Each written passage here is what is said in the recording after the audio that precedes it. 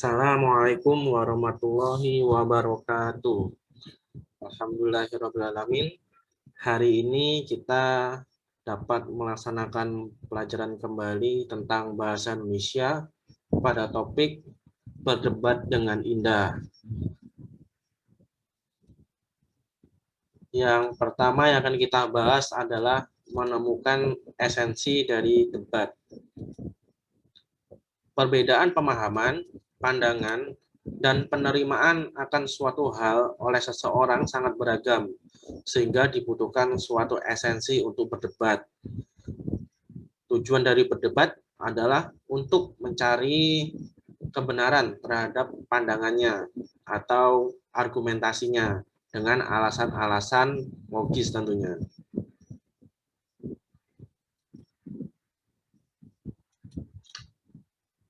Yang kedua, merumuskan esensi dari debat. Dalam suatu diskusi, sangat dimungkinkan terjadinya perbedaan pendapat. Hal tersebut sangat jelas ya, karena di ruang diskusi terdapat banyak orang, dan setiap orang mempunyai pemikiran masing-masing, dan pemikiran orang tentu berbeda-beda. Peserta diskusi terbagi menjadi dua pihak, dan saling bertukar pendapat, mengemukakan berbagai alasan dari sudut pandang yang berbeda, sehingga terjadi debat. Debat memiliki arti pembahasan dan pertukaran pendapat tentang suatu hal dengan saling memberi alasan untuk mempertahankan pendapat masing-masing. Jadi intinya adalah ketika ada dua orang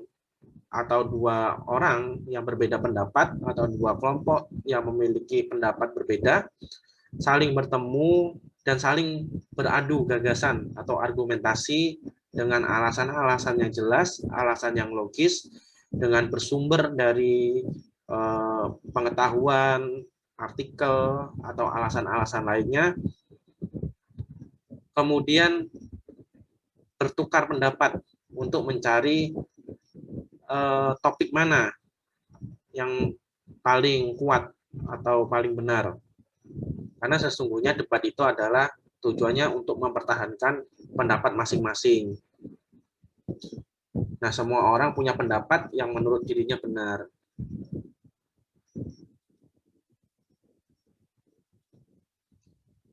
Yang selanjutnya masih merumuskan esensi debat. Tata cara merumuskan esensi debat ada beberapa.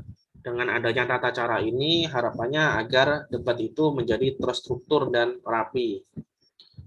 Tentunya dengan tata cara yang baik akan memberikan manfaat yang maksimal. Yang pertama, berkonsentrasi terhadap teks yang akan didengar. Untuk menjadi pembicara yang baik dalam sebuah debat, kita tentu harus menjadi pendengar yang baik dulu. Kita tidak akan menjadi pembicara yang baik apabila kita tidak menjadi pendengar yang baik. Mengapa? Karena ketika kita berbicara, tentunya harus sesuai dengan topik atau pembahasan yang akan diajukan. Bagaimana kita akan berbicara dengan tepat apabila kita tidak mendengarkan lawan bicara atau topik yang sedang dibahas. Yang B, mencatat pokok-pokok yang menjadi permasalahan yang akan didebat. Jalannya debat itu sangat panjang dan kompleks biasanya.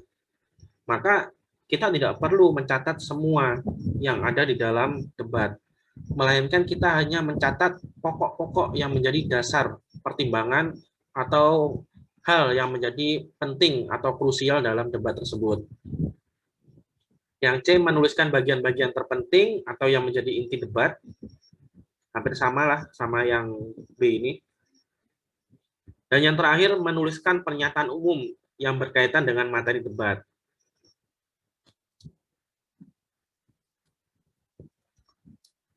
Selanjutnya, merumuskan tata cara debat. Setiap pihak yang berdebat akan menyatakan argumen, memberikan alasan tertentu agar pihak lawan atau pihak lain yang mendengarkan perdebatan itu yakin dan berpihak padanya. Berikut tata cara atau norma dalam berdebat.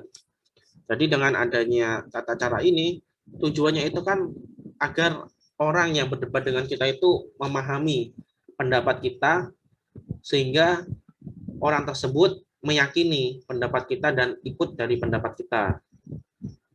Misalnya ketika ada seseorang berkendara, jalur yang benar itu ketika kita berkendara itu adalah sebelah kanan. Nah, alasannya apa?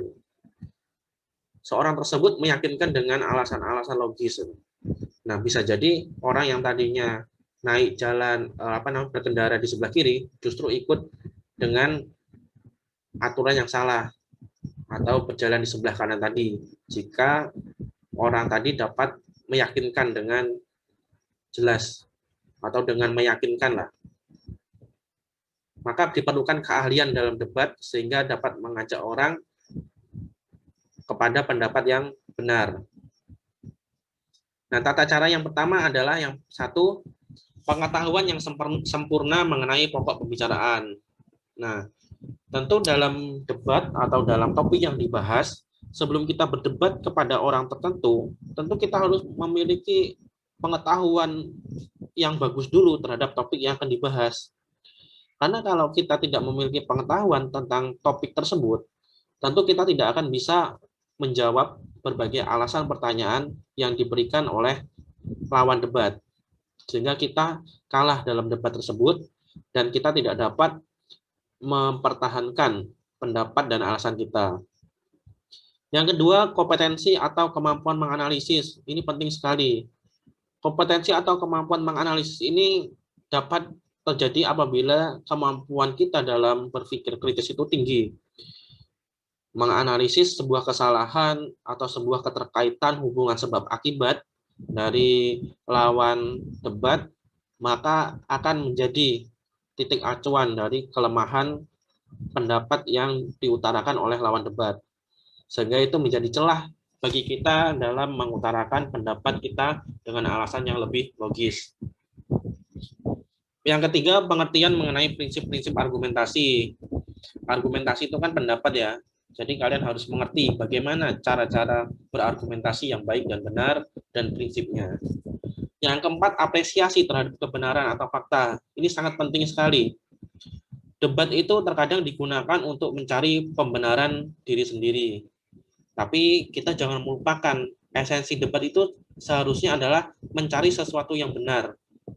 Maka kita tidak boleh menutup kemungkinan adanya kesalahan atau fakta atau kebenaran yang terjadi dalam debat tersebut. Maka apresiasi ini penting. Jika dalam debat tersebut pendapat kita memang salah, ya kita harus akui salah dan mengakui kebenaran dari pendapat orang lain. Begitupun sebaliknya.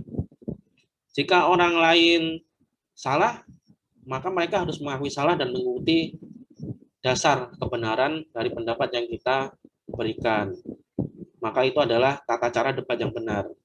Karena kalau dari poin 4 ini tidak searah atau tidak mengakui kebenaran-kebenaran dari kelompok lain, maka debat itu tidak akan ada gunanya.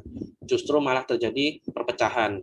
Karena semua pihak atau kedua belah pihak tetap mempertahankan pendapatnya masing-masing, meskipun itu salah. Yang kelima, kecakapan menemukan buah pikiran yang keliru. Nah, ini penting juga. Kita harus pintar menganalisis hubungan sebab akibat yang masuk akal. Jangan sampai buah pikiran yang keliru tersebut, karena kita tidak cakap dalam menganalisisnya, kita yakini benar. Nah, ini repot kalau seperti ini. Yang keenam, keterampilan dalam membuktikan kesalahan. Nah, jika kita cakap dalam menemukan pikiran yang keliru, maka kita pun harus terampil dalam membuktikannya. Jangan sampai kita hanya pandai berbicara menyalahkan pendapat orang lain, tapi kita tidak mampu membuktikan kesalahannya itu seperti apa. Maka pembuktian itu juga harus didasarkan pada alasan atau ilmu pengetahuan lain yang menjadi dasar, sehingga alasan tersebut dapat diterima. Terus kemudian pertimbangan dan persuasi, ini adalah intinya mengajak orang untuk meyakini pendapat kita. Dan yang nomor 8 adalah keterarahan, kelancaran, dan kekuatan dalam cara penyampaian argumen. Dalam menyampaikan argumen pun kita tidak sembarangan. Kita perlu lancar dalam berbicara, berbicara itu harus terarah, tidak mencela-menceli, bahasanya kan seperti itu. Jadi bagaimana orang akan meyakini pendapat kita jika kita itu ngomongnya tidak terarah, tidak terkonsep, bahkan ngomongnya kita terbata-bata. Dan kekuatan dalam penyampaian argumen itu sangat penting. Dalam hal-hal formal, maka kita tidak boleh berpendapat atau berargumen gimana ya? Kita tidak boleh berargumen sambil bercanda atau sambil banyak tertawa dan seterusnya. Kita memang harus tegas sehingga argumen kita itu dipertimbangkan. Nah, kalau kita berpendapat kitanya terengas-terenges gitu bahasanya, tentu orang lain akan meremehkan pendapat yang akan disampaikan.